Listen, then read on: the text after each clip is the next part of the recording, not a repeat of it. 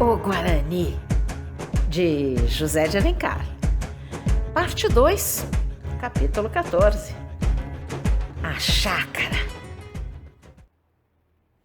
Peri viu passar pouco depois Loredano e Rui Soeiro. Era a terceira vez que os aventureiros, depois de estarem na sua mão, lhe escapavam por uma espécie de fatalidade. O índio refletiu alguns momentos e tomou uma resolução definitiva. Modificou inteiramente o seu plano.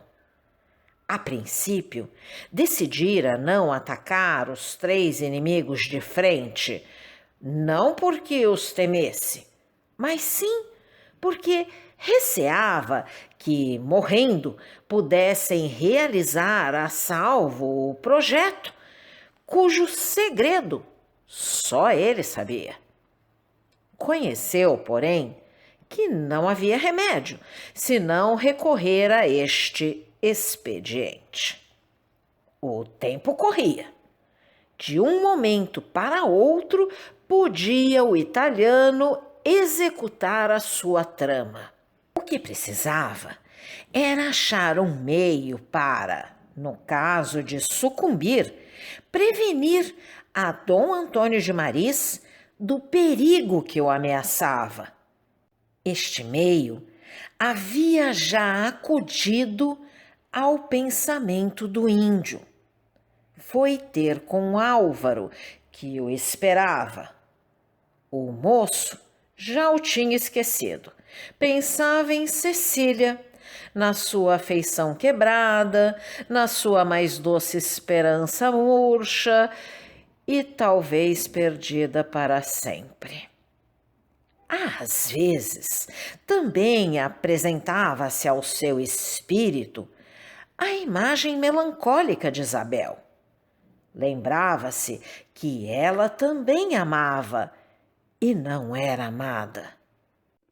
Esta lembrança criava certo laço entre ele e a moça. Ambos sofriam pela mesma causa, ambos sentiam o mesmo pesar e curtiam igual desengano.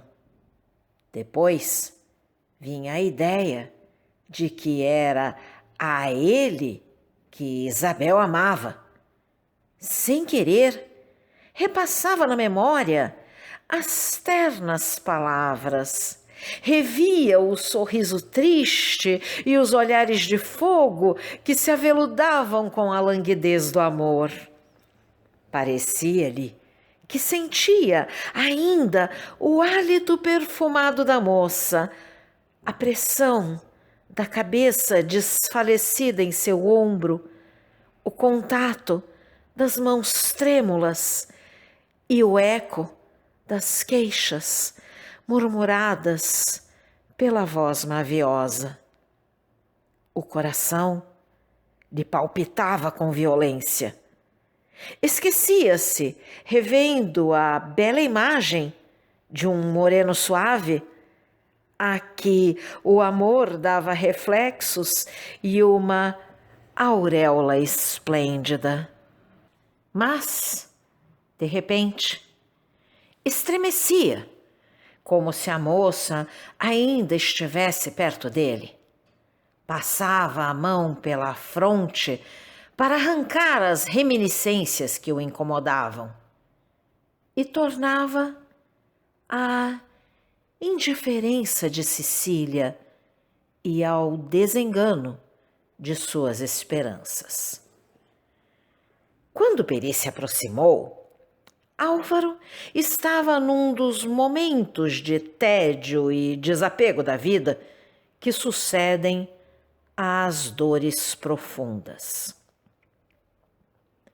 Dize-me, Peri, falaste de inimigos? Sim, respondeu o índio. Quero conhecê-los. Para quê? Para atacá-los.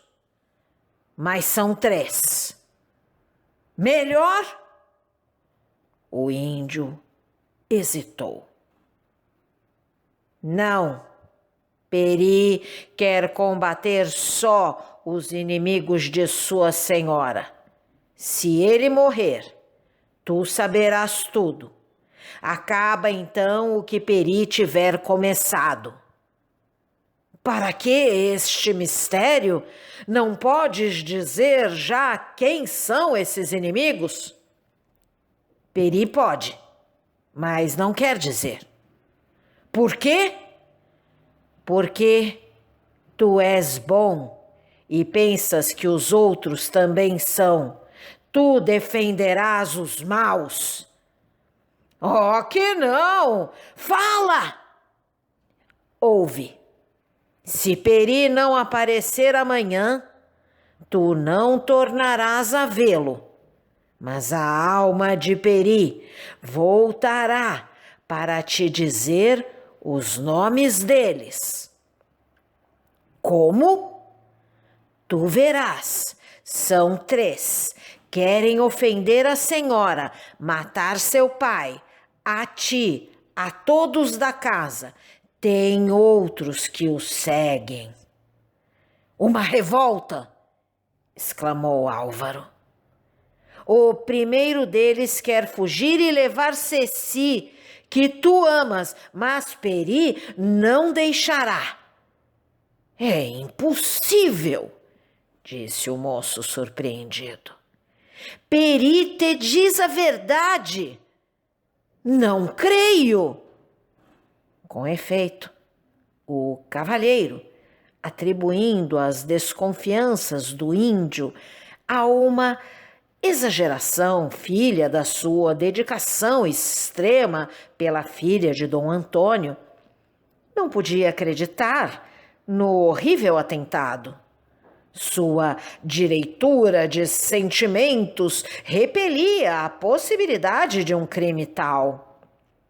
O fidalgo era amado e respeitado por todos os aventureiros.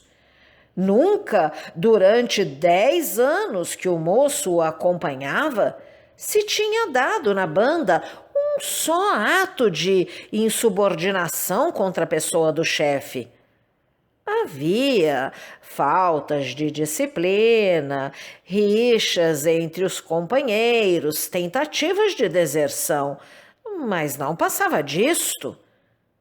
O índio sabia que Álvaro duvidaria do que se passava e, por isso, se obstinava em guardar parte do segredo, receando que o moço, com seu cavalheirismo, não tomasse o partido dos 3 aventureiros. Tu duvidas de Peri? Quem faz uma acusação tal precisa prová-la.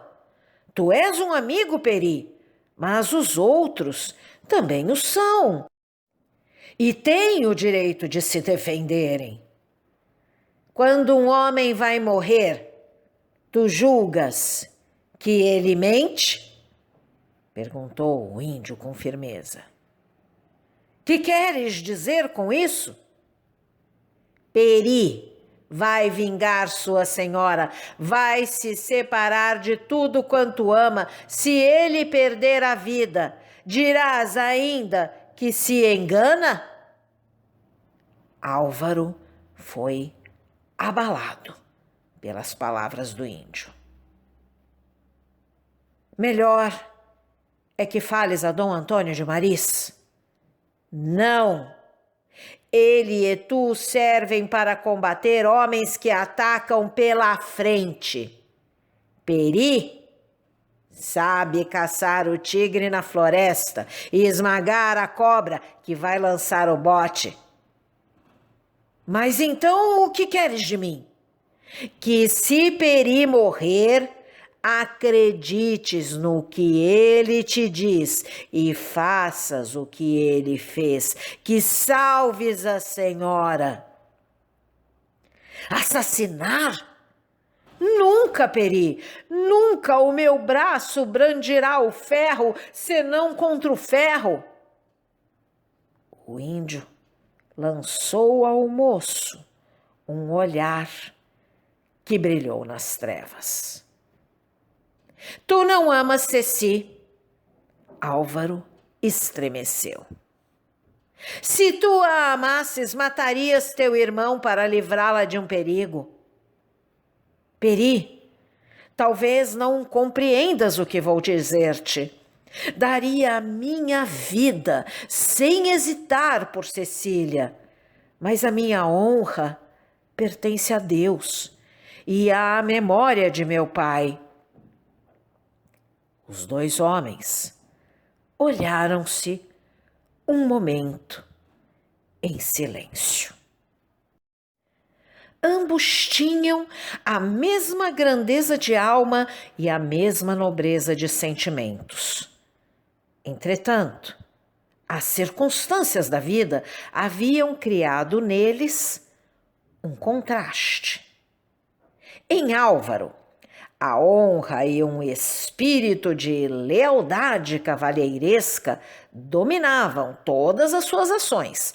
Não havia afeição ou interesse que pudesse quebrar a linha invariável que ele havia traçado, e era a linha do dever. Em Peri, a dedicação sobrepujava tudo. Viver para sua senhora, criar em torno dela uma espécie de providência humana era sua vida. Sacrificaria o mundo se possível fosse, contanto que pudesse. Como o Noé dos índios, salvar uma palmeira onde abrigar Cecília. Entretanto, essas duas naturezas, uma filha da civilização, a outra filha da liberdade selvagem, embora separadas por distância imensa, compreendiam-se.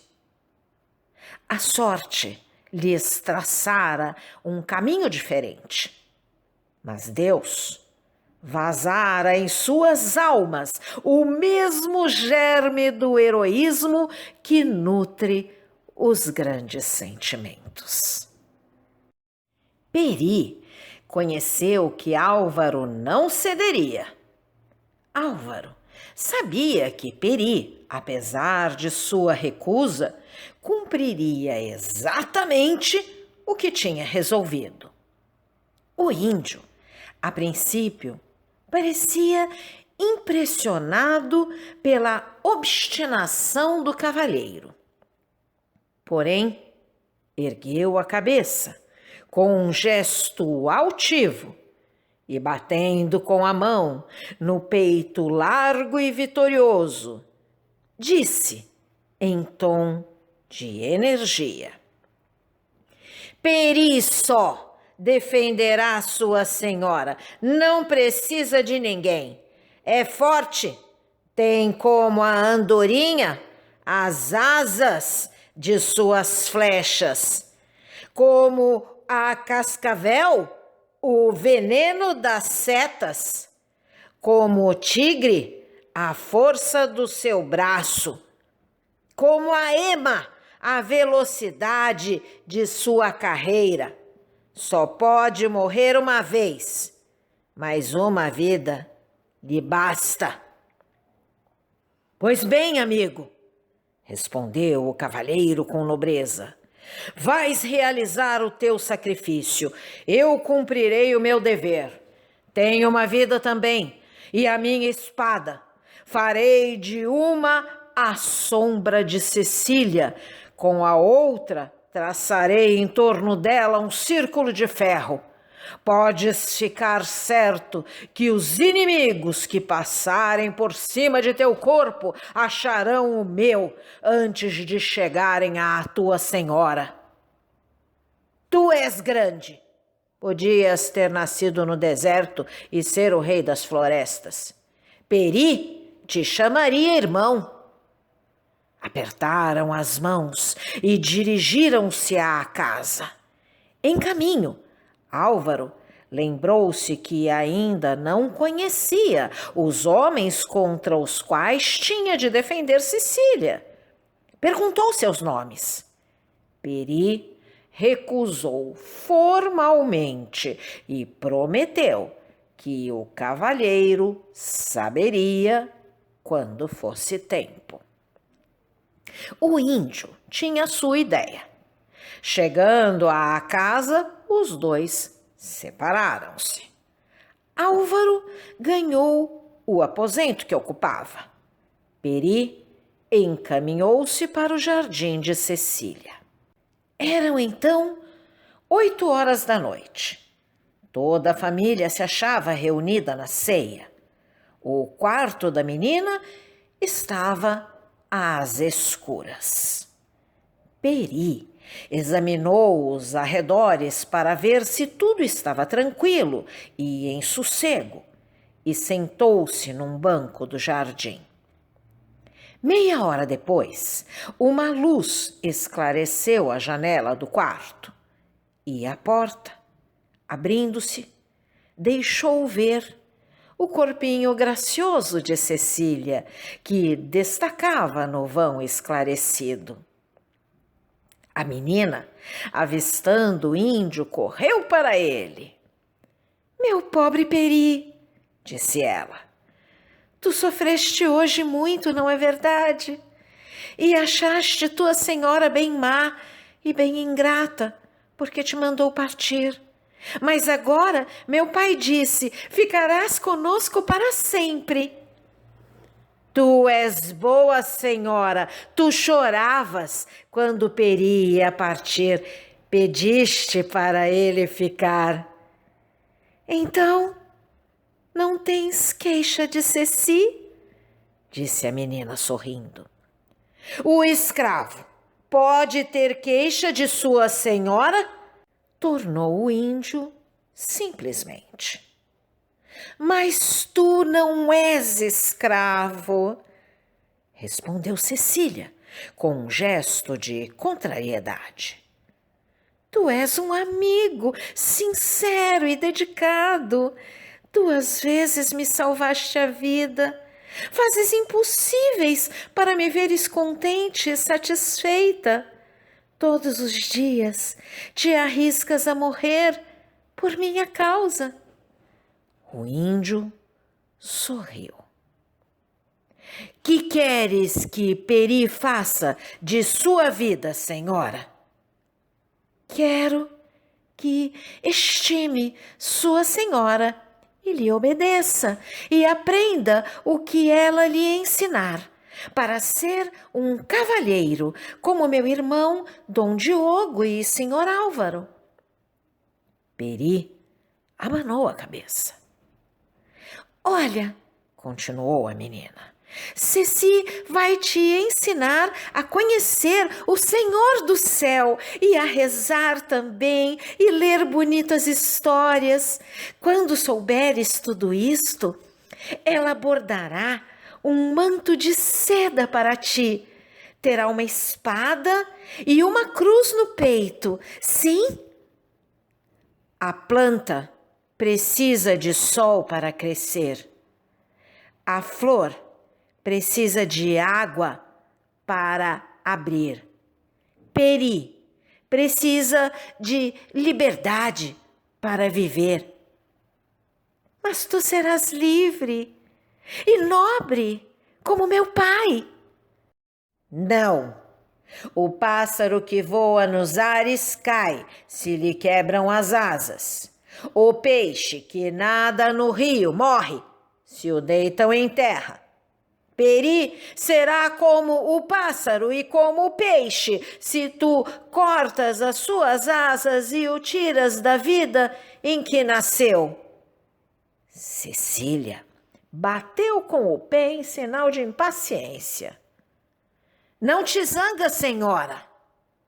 "Não fazes o que Ceci pede, pois Ceci não te quer mais bem, nem te chamará mais seu amigo. Vê, já não guardo a flor que me deste."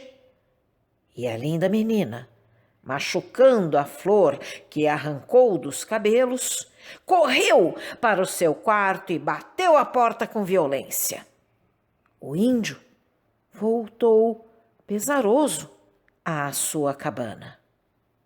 De repente, cortou o silêncio da noite voz argentina que cantava uma antiga chácara portuguesa, com sentimento e expressão arrebatadora. Os sons doces de uma guitarra espanhola faziam o acompanhamento da música. A chácara dizia assim: foi um dia, Infanção Mouro deixou alcáçar de prata e ouro, montado no seu corcel, partiu, sem pajem, sem anadel.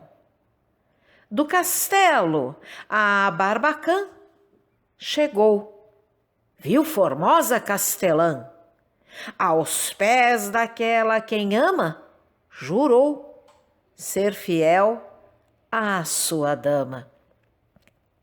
A gentil dona e senhora sorriu. Ah, que isenta ela não fora! Tu és mouro, eu sou cristã, falou a formosa castelã. Mouro, tens o meu amor, cristão, serás meu nobre senhor. Sua voz era um encanto, o olhar quebrado pedia tanto. Antes de ver-te, senhora, fui rei, serei teu escravo agora. Por ti, deixo meu alçácar, fiel, meus passos douro e de nácar. Por ti, deixo o paraíso, meu céu é teu mimoso sorriso. A dona, em um doce enleio, tirou seu lindo colar do seio. As duas almas cristãs, na cruz, um beijo tornou irmãs. A voz, suave e meiga, perdeu-se no silêncio do ermo. O eco repetiu um momento as suas doces modulações. Se você gostou desse áudio, deixe seu like, compartilhe, deixe também seu comentário e se inscreva no canal, ativando o sininho para ser avisado dos próximos vídeos. Um grande abraço e até a próxima!